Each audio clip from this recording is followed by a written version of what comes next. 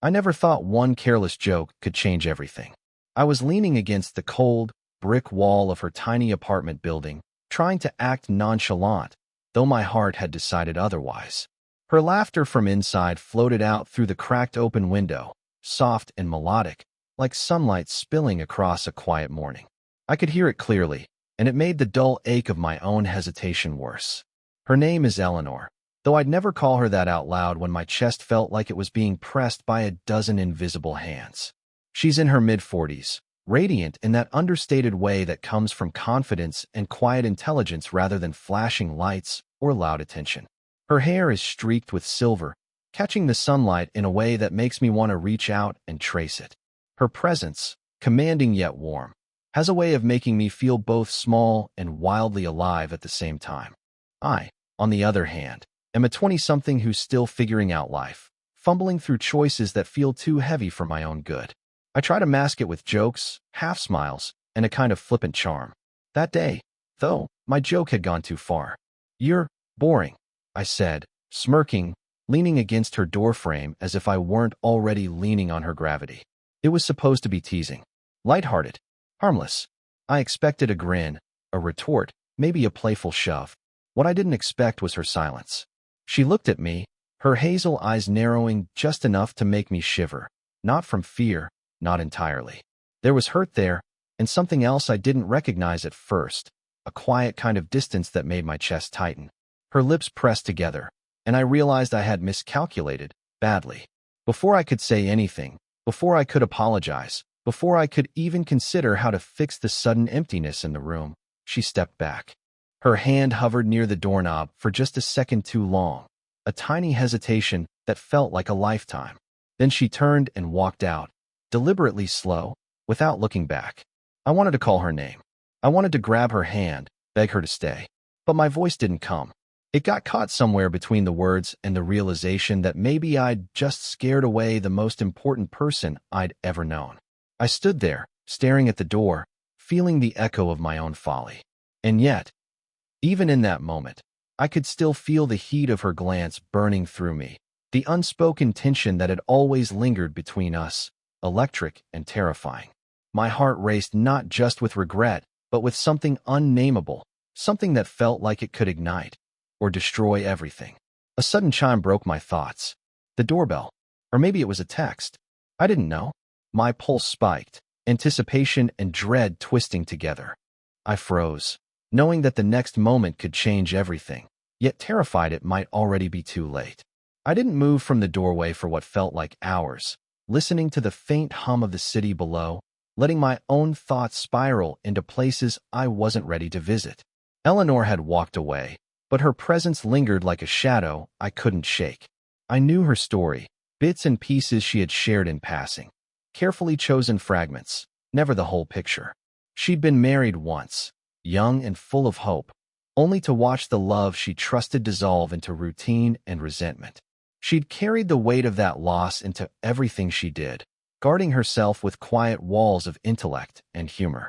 And yet, there was a softness beneath it all, a willingness to laugh even when the world had been cruel. That softness, I realized, was what had drawn me in from the very beginning. As for me, I hadn't been in love before. At least, not like this. I'd been distracted, reckless, half-heartedly chasing fleeting thrills, thinking I could avoid the vulnerability that comes with caring too much. But Eleanor had changed all of that. She made me feel like I was standing on the edge of something both terrifying and beautiful, and for the first time, I wanted to take the leap. The risk was obvious.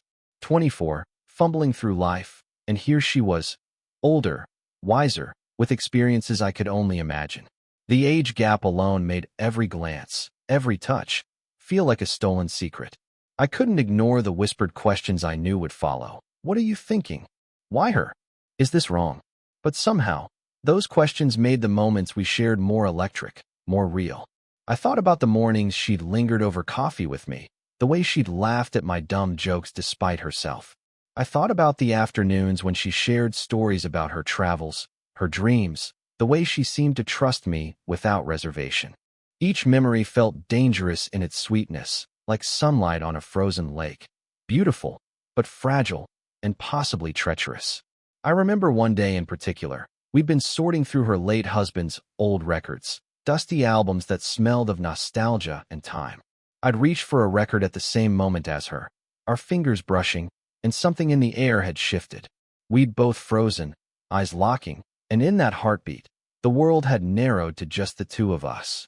She hadn't pulled away, and I hadn't dared to either. It was a touch so small, so fleeting, yet it had carried a weight neither of us could name aloud. And now, after my careless words, the air between us felt charged again, dangerous and raw. I wanted to reach for her, to apologize and explain, but I also wanted to see her eyes meet mine, to gauge if there was still that same spark, that same unspoken understanding. A creak of the floorboards behind me made me spin around. She was there, standing in the hallway, the light catching the silver streaks in her hair, her eyes unreadable but impossibly close. Neither of us spoke, and yet everything was said in the tension that stretched between us. I could feel the warmth of her presence, the soft pulse of her heartbeat that somehow mirrored my own. In that silence, a single thought consumed me. I'd risk everything just to feel that closeness again. The hallway felt smaller than usual, crowded by unspoken words. Eleanor didn't move. I didn't move. My chest hammered, every nerve on edge, every instinct screaming to cross the line we'd skirted for months. One step closer, and I could feel her warmth. One step back, and it would be gone forever. You shouldn't be here. I finally breathed, though the words sounded hollow, even to me. Her lips curved, a subtle smile that didn't reach her eyes. And yet, I am. Her voice was soft, intimate, a whisper that brushed against my skin like a secret. I wanted to reach for her, to pull her close, but the shadow of guilt clawed at my conscience. I knew this was dangerous, impossible, even. The age difference alone made every longing glance a risk. But worse, her life was complicated. She'd never spoken of it in full detail, but the presence of lingering responsibilities, memories of a past love, maybe more, loomed between us. Before I could think, the sound of the door swinging open startled us both. My roommate, Kyle, leaned against the frame, a grin plastered across his face, oblivious to the tension in the room. "Hey, didn't know we had a party going on," he joked, tossing a half-empty soda can onto the table. Eleanor stiffened. I cursed under my breath.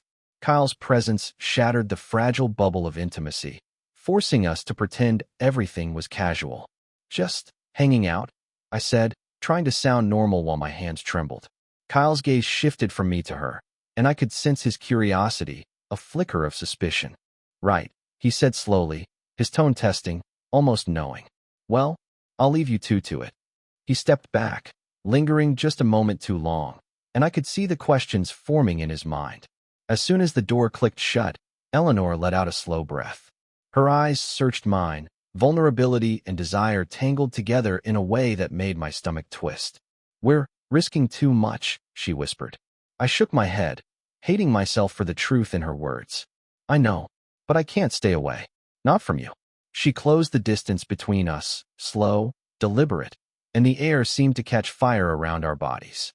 My hand hovered near hers, unsure, trembling, waiting for a signal. Her fingers brushed mine, a touch electric enough to make me stumble in place, and I realized she was just as drawn to me as I was to her. We were standing on the edge of something dangerous. I wanted to lean in, to let everything fall away, but the weight of consequences anchored me in place. I thought of the rumors that could start, the whispers that might follow. I thought of her life, her independence, the careful balance she maintained in every day. And then there was me, immature, untested, reckless enough to almost ruin everything in one stupid joke. I saw it in her eyes, the same storm of fear and longing that mirrored my own.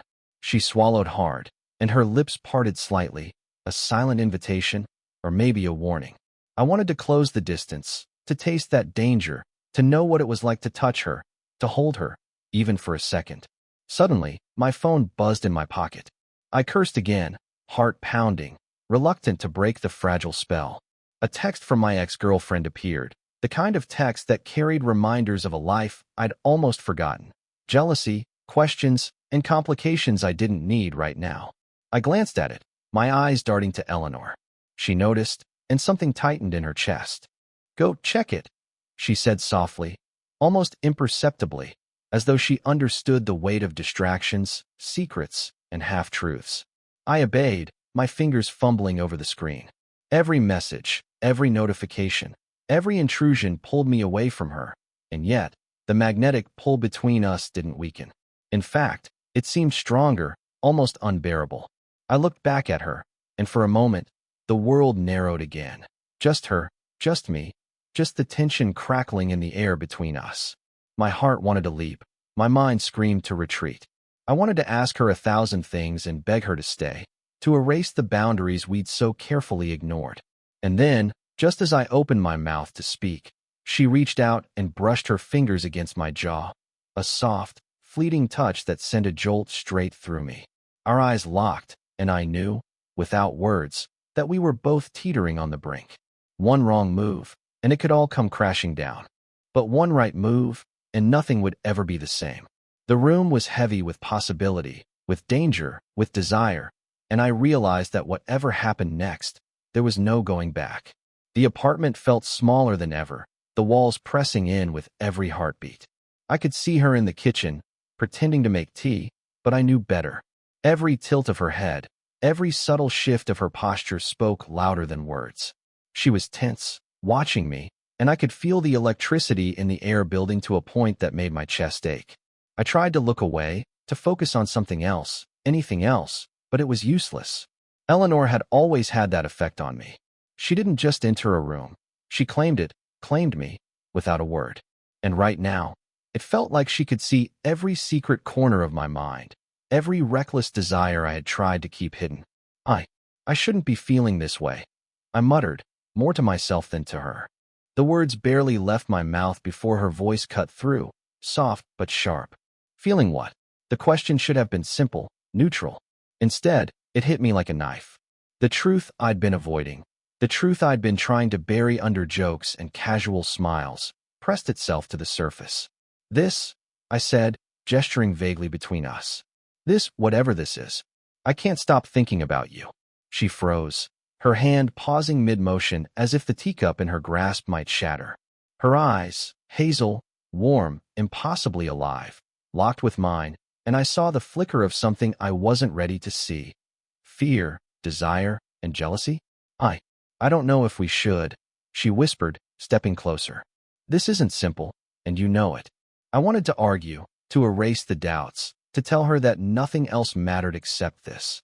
The moment, this magnetic pull, this undeniable attraction. But even as I took a step forward, her hesitation made me falter. She was older, wiser, and yet somehow just as vulnerable as I was, and that vulnerability terrified me. You're scared, I said softly, almost gently, tracing a line in the air between us. And maybe you should be. I know I am. Her lips parted slightly, and I saw it. The raw, unguarded need she tried to hide. I wanted to close the distance, to capture that moment before it slipped away, but something held me back. Pride? Fear? Or maybe the knowledge that once we crossed this line, there would be no undoing it. Then came the sound that made my heart stop. Laughter outside the door, familiar and unwelcome. Someone was here, and not just anyone. My ex, or someone who knew far too much. My mind raced, panic and desire warring in equal measure. Eleanor looked at me, eyes wide, and I could read her thoughts without a single word. If they see us, everything changes. I took a step closer anyway, drawn to her like a moth to fire, ignoring logic, ignoring consequences. She didn't pull away, not yet. Her fingers trembled near mine, the tension so thick I could barely breathe. And then it happened, a knock at the door, insistent and demanding. We froze, caught in the moment, the unspoken confession hanging between us like a live wire. My chest tightened. Eleanor's eyes searched mine, and I realized that everything, the longing, the fear, the risk, was boiling over. One wrong move, and it could all shatter. One right move, and there would be no turning back. The knock at the door wasn't soft anymore. It was urgent, insistent, like the universe itself was demanding we confront reality. I opened my mouth to speak, but Eleanor beat me to it. It's probably just. Before she could finish, the door swung open, and there she was. Vanessa, my ex. eyes blazing with that familiar mixture of accusation and curiosity. My stomach sank. She didn't smile. She didn't hesitate. She stepped inside like she owned the place, her gaze flicking between Eleanor and me, and in that instant, everything felt fragile, every boundary we'd skirted suddenly impossible to ignore. "Hey," she said, voice deceptively calm, but her eyes told a different story. "I just thought you should know." She held up her phone, the screen glowing, and my heart froze. A message, not from her, but from someone else. Someone who had been listening, watching. Someone who knew everything. Eleanor's eyes narrowed. "Who?" Vanessa didn't answer right away. Instead, she let the silence stretch, savoring it, and then she finally spoke. "Your little secret. You know, the text you've been sending her." She gestured vaguely toward Eleanor, her tone sharp, almost gleeful. "Thought she should know what's really been going on." I felt my stomach drop. My mind raced.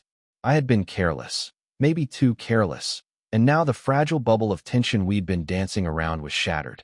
Eleanor's face went pale, her eyes wide, as though she couldn't process the betrayal, even though it wasn't technically betrayal. It was exposure. I can explain," I stammered, stepping forward, but Eleanor held up a hand, stopping me. Her lips pressed into a thin line, jaw tight. "You've been hiding things," she said, voice low but fierce. "You told me you were free. But this feels like a trap." My throat tightened. I wanted to reach for her, to pull her into my arms and erase the fear, the hurt, the sudden distance, but I couldn't. Not yet. Vanessa smirked, clearly enjoying the chaos she'd unleashed. "I didn't mean to ruin anything. I just thought you should know the truth before things got too complicated." And that was the twist I hadn't seen coming. Nothing had changed on my end. Nothing had been intentional. But now Eleanor's trust, the delicate balance we'd fought to maintain, was on the line. One misstep, one misinterpreted action, and all of this could crumble. Eleanor stepped back, shaking her head. "I need space," she whispered, and my chest felt hollow. The magnetic pull between us was still there, undeniable, but now it was tangled with fear, suspicion, and the raw ache of almost losing something we hadn't even fully claimed. Vanessa finally left, smirking, leaving us in silence, but the damage had been done. Eleanor's eyes were fixed on the floor, her fingers nervously fidgeting with the edge of her sleeve. I wanted to beg her, to explain, to bridge the sudden chasm, but I didn't know if I could. All I could do was step closer, careful this time, heart pounding. The tension between us was thick, suffocating, and electric. And in that moment, I realized nothing would ever be simple again. The apartment was quiet now, the tension lingering like a shadow that refused to leave. Eleanor stood by the window, arms crossed, staring at nothing, but I could see every unspoken word in the curve of her shoulders, the tremble in her hands. I took a deep breath, knowing that this was it, the moment I had been running toward and away from at the same time. "I shouldn't have joked," I said finally, voice low but steady. "I shouldn't have made you feel like you weren't extraordinary." Her eyes flicked up, and for the first time in what felt like hours, she really looked at me. Vulnerable, guarded, beautiful in a way that stopped my chest. "You don't understand," she whispered. I've been hurt before. I've built walls for a reason. You can't just..." "Let me try," I interrupted gently, taking a step closer. "I'm not asking for everything. Not yet. Just let me in. Let me be real with you, without jokes, without games." She hesitated. The pull between us was palpable, every heartbeat a countdown. I could feel her fear, her restraint, and yet there was something else, something stronger than caution, desire, trust, the quiet acknowledgement that maybe, just maybe, we could risk it. "I don't know if it's wise," she said, voice trembling, lips barely moving. "Everything about this, it's messy, dangerous." But her gaze softened, and the hesitation melted into something that made me catch my breath. I can't deny it either. That single admission hung between us, fragile and alive. I reached for her hand, slowly, giving her every chance to pull away. She didn't. Instead, her fingers found mine, tentative at first, then stronger, like a confession we didn't need words to voice. "I've been afraid," I admitted, my thumb brushing against hers. "Afraid of losing you before we even had a chance." Her lips parted slightly, her eyes glimmering with unshed tears, and I realized she'd been afraid too. Afraid of trusting again. Afraid of letting herself feel something so raw, so undeniable. We didn't speak for a long moment. Words weren't necessary. The room was charged, every glance and every breath a promise and a warning at the same time. I could feel the past, the mistakes, the risks, all of it, but they didn't matter now. Only this did. And then, almost instinctively, we moved closer. Our foreheads touched, a whisper of heat, of longing, of acknowledgement that we were choosing each other, even if the world outside might not understand. "I don't know what happens next," she murmured, her voice barely audible. "But I want to try. With you." "Me too," I said, and in that moment, everything fragile became real. The world outside still waited with its judgments, secrets, and complications. But in that room, in that suspended heartbeat, we had chosen truth over fear, love over hesitation. And that, no matter what came next, was enough. The city outside carried on as if nothing had changed, but inside Eleanor's apartment, everything had shifted. The tension, the uncertainty, the stolen moments of longing. They were still there, but softened, tempered by understanding and a fragile, hard-won trust. We sat together on the worn couch, hands entwined, a quiet smile between us. No grand declarations, no dramatic gestures, just the warmth of being near each other, unspoken promises hanging in the air. The age gap, the risks, the shadows of past loves, all of it still existed. But it didn't matter. Not right now. Not when the only thing that mattered was that we were here, together, choosing to stay. "I never imagined it could feel like this," Eleanor said softly, resting her head against my shoulder. "Like safe and terrifying and exhilarating all at once." I chuckled, a little breathless. "Yeah, that's us. Messy. Impossible. But right." We shared a quiet laugh, one of those rare moments that makes the world feel infinite and intimate at the same time. And in that laughter, in that shared breath, I realized something I hadn't fully understood before. Love wasn't about perfection. It wasn't about timing or age or logic. It was about daring to step into the unknown with someone, even when the consequences were uncertain. Our journey wasn't over. There would still be whispered judgments, questions from friends, lingering insecurities.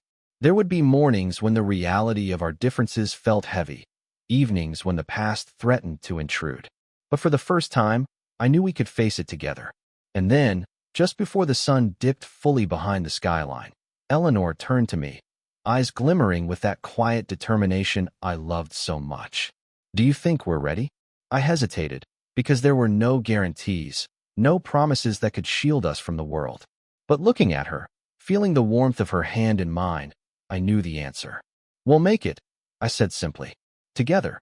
She smiled, a small, radiant smile that reached all the way to her eyes. And in that moment, I understood. The risks, the laughter, the heartbreak, the secrets, it had all led to this. To us. Imperfect, human, alive. And maybe that was the point. As night settled over the city, we sat in silence, watching the lights blink on across the streets, knowing that the world would keep spinning, that life would keep throwing challenges our way. But we had each other. That was enough. For now. And as I held her closer, a question lingered in my mind, soft and insistent. Could love really conquer the fears we carried?